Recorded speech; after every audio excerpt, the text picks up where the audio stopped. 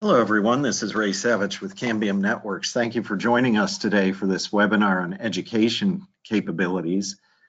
Just a quick note before we jump in. The webinar is being recorded, so the results will be posted to the Cambium Networks community sometime later today. And you can find this webinar and a lot of other great information by just going to community.cambiumnetworks.com. And we should be able to, you can post any questions you have or any comments or browse and talk with other people who are already there. During the course of the presentation, we will be taking questions, and the easy way to submit your questions to our guest speaker is by using the dialog box on the right-hand side of your screen. Certainly, as we go through the presentation, we may be answering some of them during the course of the presentation through the chat box, but we will also be addressing them to Holly, our presenter, after her slide presentation. Our guest speaker today, we're honored to have her with us, is Holly Davis, who is the CEO of Complement Incorporated. Holly has 25 years of experience in business development, and today Holly's going to be talking with us about best practices to get communications technology into the classroom. So without any further ado, Holly, how are you doing today? Hi, Ray. Thank you for the introduction. I appreciate it.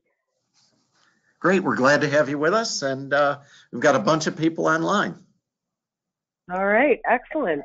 Well, why don't we get started? Let me get our slides moving here. Well, hi, everyone. Thank you very much for joining me with Cambium Networks today. Just real quick, you're probably going, what is Complement? So we are a SLED business development organization, and also we have an in-house SLED marketing agency. So, but what I do primarily is in coming and helping support organizations, and also even helping a lot of the state, local, higher ed, and K-12 organizations that are really looking to find the best solution to fit their needs. And sometimes I can provide really good guidance in that, having worked in the industry for 25 years, but also important on this call for everybody to know when we're talking about K-12 in the U.S., primarily we need to think about also a funding mechanism that I'm sure all of y'all are familiar with, which is E-rate. I have been part of the E-rate program for since its inception in 1998, its first year out of the gate. So I have seen it evolve and change. And then as everyone on this call probably knows that it did a dramatic change in 2014 when we had a new funding year and a new way of funding Category 1 and Category 2. I will touch on, share with you what I'm going to touch on today, but I want to talk a little bit about where we are with E-rates for 2019, which is of course the year we're in now. And then I want to talk a little bit about the classroom of the future. And there's a reason why I'm going to talk about that, because it is a direct correlation into what a new change that we foresee that is coming.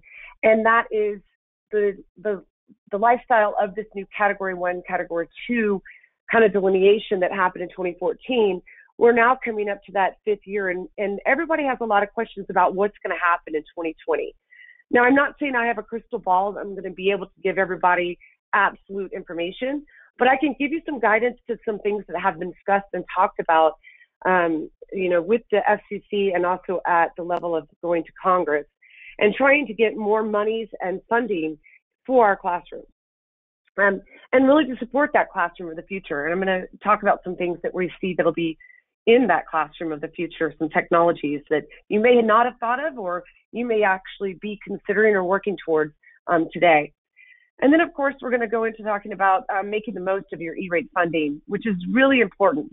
So if they do keep the funding level at the $150 per student, which of course it's like $152 and some change now because of inflation, there are some things you can think about how to maximize it.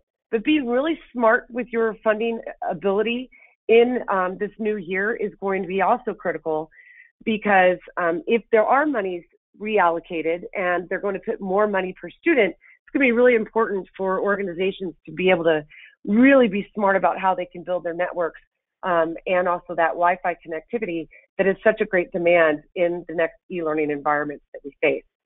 And then I've got some tips I'm going to give you. So we're going to talk a little bit about getting ahead of the 470. And of course, like Ray mentioned, we're going to open it up for some Q&A at the end. So let's go ahead and take a look at what we're seeing in the evolution of the classroom.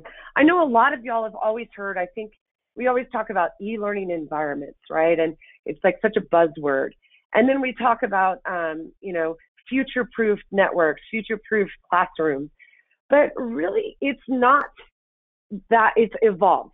So really, if you think about it, a unique way to look at it is think about a unified classroom.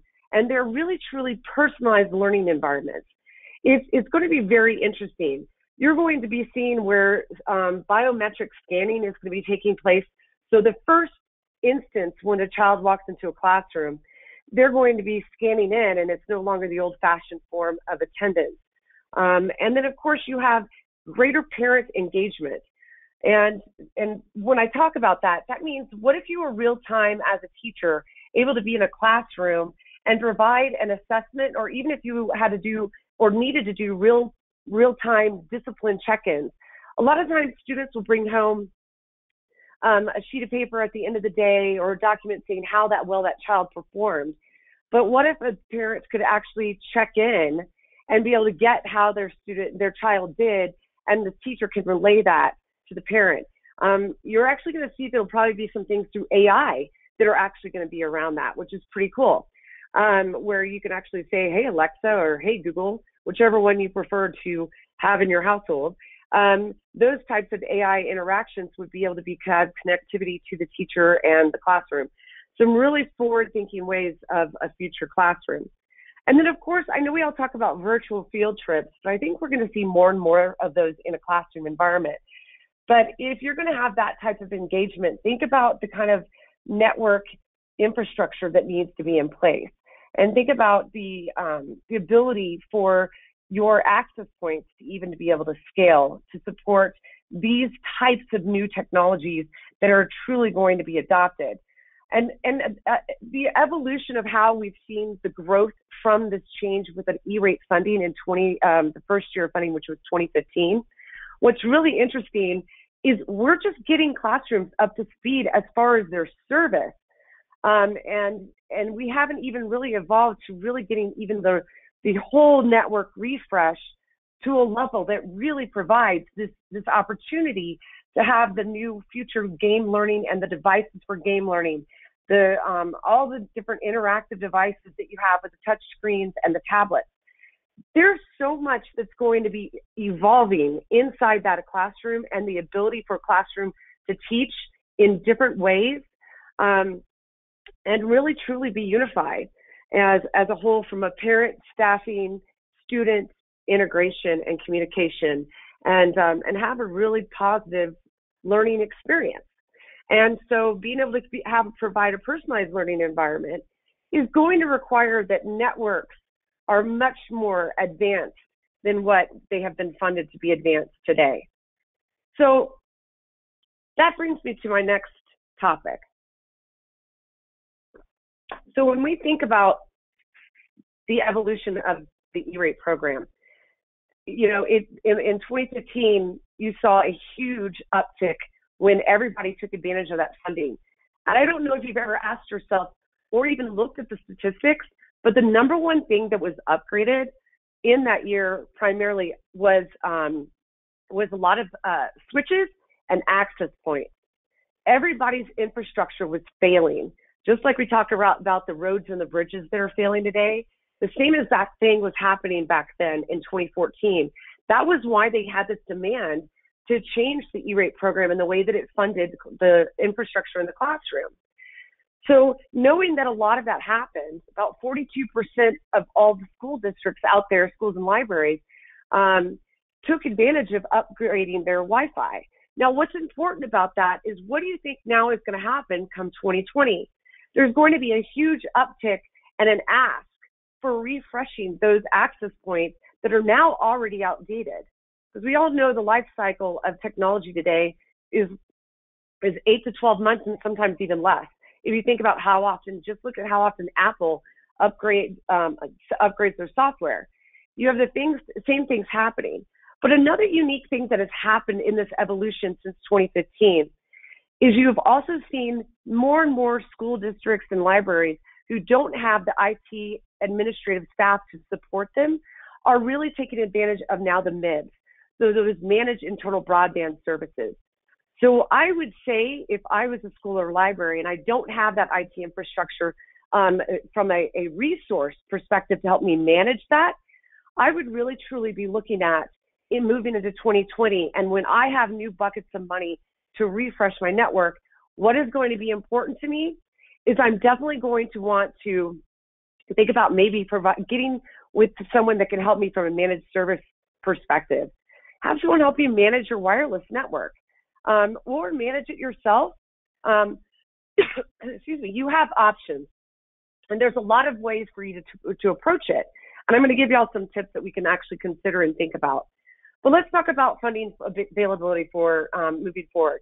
You know, there were some crazy rumors flying around and I get questions all the time. Holly, is Category 2 funding going away? Well, that would really not help all the work that has already been done and the funding that has been put in place to really support getting the classroom infrastructure stabilized and at a network level of service, fiber, all the good connectivity that's necessary to support the future classroom, right? That unified classroom experience. So knowing that is not what's going to happen. So I'm just going to put that out there. What we're going to see is actually some unique changes. So some of the things that have been brought to the FCC and also to Congress's attention are a couple key things. I'm only going to talk about 3 of them today, but thinking about the new funding. One, there's been an ask to raise the amount per student. So today it's that 150 and some change. And they're talking about doubling that budget actually and raising it to $250 per student. There even was a request for it to get raised to $350 per student. So that's really interesting to see that there is actually an understanding from the legislators' perspective, knowing that they do need to consider that, especially looking at the budget that it costs for a lot of these school districts for their networks, and even what's been provided, since E-rate only covers the basic floor level of what they pay for. They need to actually pay and support more for more of it, and they're being very receptive to that. Then also the other thing is that it's been talked about, why do they always do the budgets based on by site or per site? And they need to really move away from that, because that actually provides an inequality within a school district, because multiple campuses are getting different levels of funding, which now that means it's not supporting an overall holistic solution that can support that entire school system or library system. So taking an approach where they look at giving a lump sum of money to the budget for a school district based upon all their sites, so combined. That helps everyone plan more efficiently. And also, as a service provider, they can come in with a more comprehensive solution that's really going to provide them what they need. And then the other thing is that we'll see the removal, hopefully, it's been suggested, the cost allocations. So not so much on the wireless side, but on some other products that are under the E-rate umbrella that are paid for, there's a lot of cost allocation that has to happen.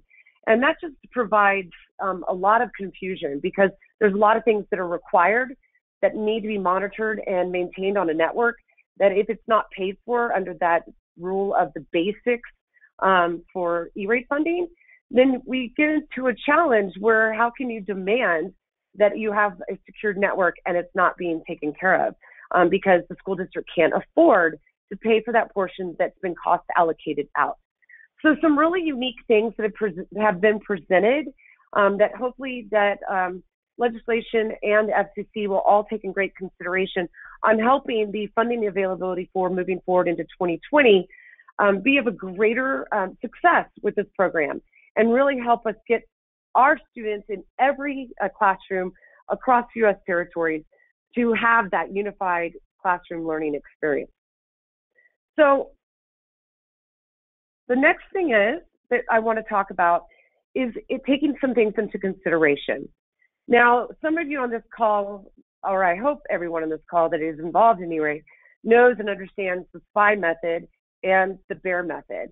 And keeping in mind, if you are a school district or you're an organization like a library or Montessori or even like the Archdiocese schools, private schools, and you're in a situation where you cannot afford to take a bucket of money you have sitting there, pay up front for the whole project, and wait to get reimbursed from the government.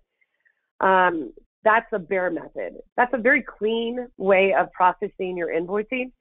But another method for people to consider is the SPY method. Sometimes it is a little more challenging on your service provider, but it is a really good option for you as a school district to get everything that you need without having to carry the burden of the entire outlay of the capital outlay expense. So under that method, you pay for the portion that you're responsible for. So say it's 80-20, 80% is paid for by the government, 20% is the district or the library's responsibility.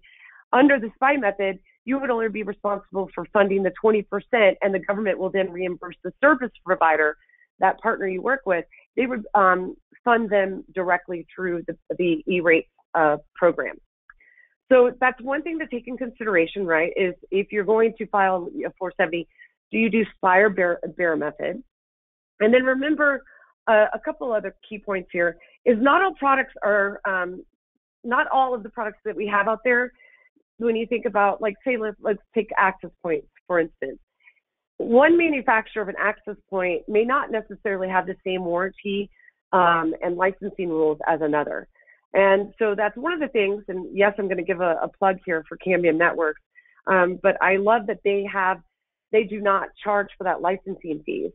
So as a school or a library that is burdened with having to come up with that percentage that they have to outlay every year for their infrastructure, not having to have that reoccurring expense that you're going to be hit up every year, because licensing can be very, very expensive.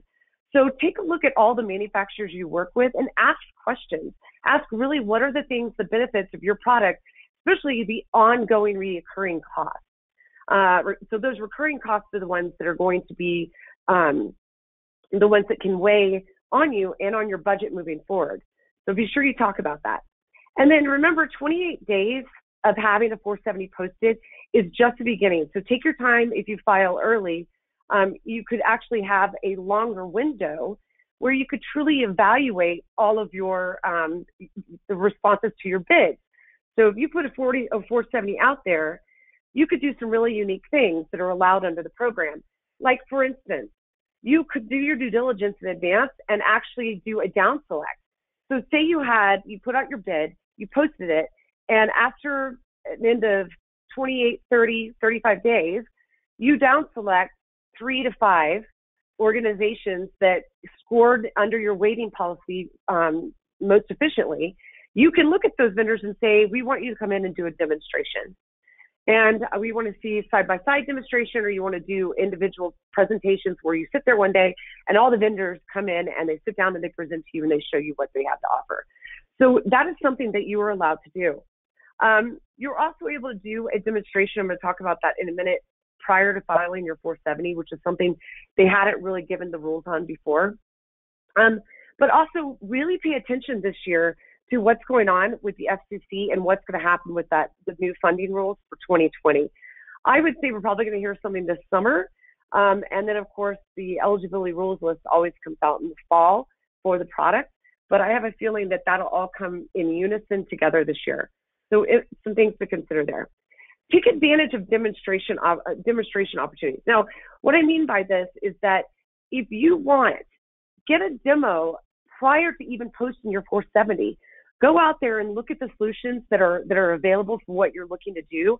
And if you have, say, for instance, you want to do a network refresh in 2020 on your wireless access points, you can easily go and put out a request for these different manufacturers or the partners to come in and really do a demonstration so you can see the products in comparison. And you're allowed to do that. And so I highly recommend that it become a best practice, because when you're deciding on making a 5-year commitment to a solution that you really want to provide the right experience, get a building where you have really bad coverage or you haven't been able to cover it, or even if you have an outdoor situation that's not covered and it's an instructional learning environment that can be funded through the program, come out and have someone come out and they show you that they can provide that coverage and fix that problem for you. Then here's some things for you to think about moving forward when we get to this new E-rate season. Now, right now we are in the middle of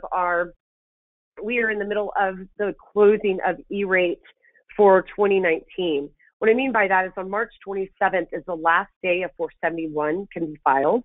But that means all 470s are out there, that they're posted. So if you're still working on your selection, you have until, of course, the 27th of March. And then moving over into April, you'll have the opportunity to start cutting a PO and getting ready to do any projects that you're going to do this summer. Now, when we go into this new E-rate season for 2020, these are some tips that are really important for consideration, especially if you're someone new in your organization and has never participated in the program. So I kind of designed an outline. If I was sitting in your shoes, what would I do for my organization to ensure that everybody in my network, my IT network, was going to work with me to help us really build and deploy the right solution in 2020? So obviously, having the proper training, knowing what your discount level is going into the new year. Remember, that can change based upon the students that apply to the Free and School Lunch program. And really assess the projects that you wish to deploy in your next refresh, and consider subscribing to some of the really good newsletters that are out there with some of the great organizations that provide updates from the FCC. If you don't want to get the FCC's newsletter because there are a lot of legal jargon, there's a lot of other organizations out there that are very, very helpful. And USAC.org, they have a great newsletter, so it's good to get their information direct from them. But then moving, from July, when the program starts again and it's ready for refresh for 2020 on July 1st, you can then move into August, start your demonstrations, get ahead of the game. We actually saw a huge uptick this year in the amount of schools and libraries that actually filed their 470s, and that was phenomenal. So being able to see that everybody is getting better and not procrastinating. I know that all of us, human nature, right, is to procrastinate, and I did see a huge number of 470s filed in the final week of the program. It was a lot. And so preventing you from being at the bottom of the stack and really getting your funding commitment letter to you sooner than later, file early. But do this due diligence. Take your time, and even consider that there's some consortiums out there that will save you time. You may have heard of PEPM. So that is a great organization, and like ALJP down in Alabama. There's a lot of different organizations, consortiums that will help you if you want to do mini bids, so you don't have to do a full-blown bid on yourself. And these are supportive consortiums that even help with all the processing of the paperwork. So those are some things to consider. So decide which route you're going to take. And then if you post your bid in 470 and you have a really large project, consider what's really great is you're now have an option to do that type of demonstration. And it never hurts to get a little more love from the manufacturers coming in and really showing you why their product is stronger or better than the others. And it will help you make the right decision. And instead of you just going to someone's website where everybody says they're great, it's better to really have a side-to-side comparison. And then choose your form of invoicing if you're going to do Spire Bear Method. I do recommend that it's kind. It's very kind to make sure you kind of mention that or put that into your 470 in that note section at the bottom, because it's good for partners to know that that's the option that you're going to take, because that will help a service provider make the right decision even on where they go to supply their product. And when I mean supply, I'm talking about through distribution, because, for terms and conditions to support them, because sometimes you're dealing with a mom and pop that might need some help if they're going to have to carry the weight of carrying that funding until they get funded through the E-rate program. So with that, I wanted to leave you some places to get some more information. So of course, there's my information. Y'all can always visit my website. But then, and I would love for y'all to follow or get linked into me. So if you go to my website, it has all of our socials on there. But of course, thank you so much to Cambium. I have really appreciated being able to share with y'all today. And Ray, if we want to turn it over for some questions, I'd be more than happy to answer those now. Great, thank you very much, Holly. And certainly, just as Holly covered a lot of information there, if you have any questions, please feel free to use the question and answer dialog box on the right-hand side of your screen. Or if you don't feel comfortable with that, we'll be posting the webinar to the community. You can always ask your questions there. Holly, we do have one. It has to deal with IT staffs at a particular school or a district. Can you comment on the staffing levels that you're seeing within schools and within districts? Are there any trends? Well, I'm seeing that the trend that I'm seeing is the movement from everyone to want managed services because they are really tasked. And the problem is they don't have a lot of IT resources to really help them support their networks. Even some of the larger school districts that, let's use LA Unified, for example, even they don't have the type of staff that they need. So considering managed services is always a great option. Okay. And I guess kind of following on to that thought about managed services, when people start shopping for technology, they tend to look at the price of the access point all by itself. And I think, as you correctly pointed out, there's a lot of costs that aren't necessarily hidden, but they're not really upfront either, as far as licensing costs for APs and switches or extended warranties, things like that. When you're looking at a managed service provider who's got to plan, deploy, and actually manage the network online, how important is it to have a system that's easy to use? Well, that goes, right hand in hand where you need it to be as efficient as possible, so that it's the ease of management is not a burden. So in having limited IT staff, that doesn't help, of course, right?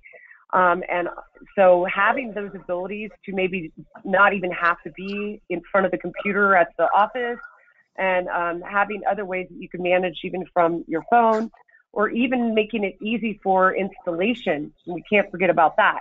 That needs to be easy to deploy as well, if you're limited. One thing that a school and library can do as well too, because installation services are actually paid for in the E-rate program, they can reach out to their partners or ask the question of their partners about how easy it is to deploy, especially if they're doing a new Wi-Fi infrastructure, because the ease of deployment is going to be critical as well, because they want to be able to do it fast, efficient, and be able to know that their partner can help them in doing so.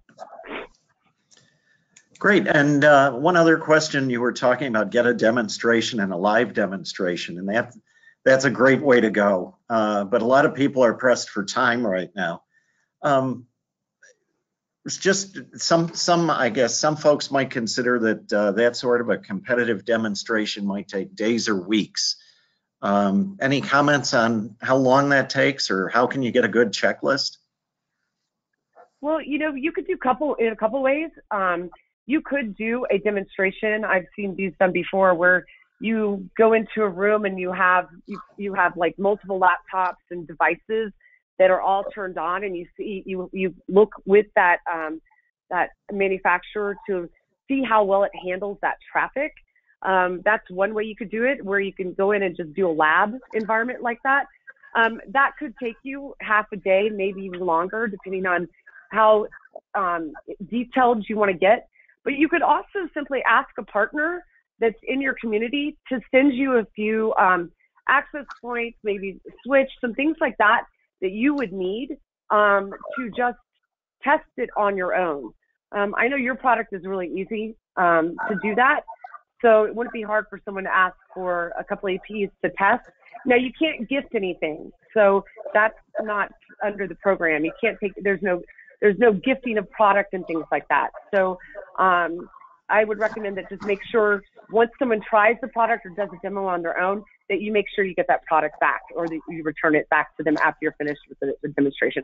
And, maybe take 30 days in like a building that has, you have challenges with. That'd probably be the best way for you to figure it out. Great, thanks. That's all the questions we have. I think one of the points that you made really hit home was the whole idea of somebody might say, oh, we just upgraded all the Wi-Fi APs 3 years ago. And now when you take a look at, what the capabilities are with 802.11ac Wave 2 and all the devices that are coming into the classroom, even if you did it 3 years ago, it's probably time to go again. Absolutely, yes. Yes, especially the way the classroom is evolving. Great. Well, thank you very much for your time, Holly. Thank you, everybody, for attending. As I mentioned, the recording will be posted to our community later today. And you can get there at community.cambiumnetworks.com. And we look forward to seeing you on a future webinar. Thanks, everybody. Thank you.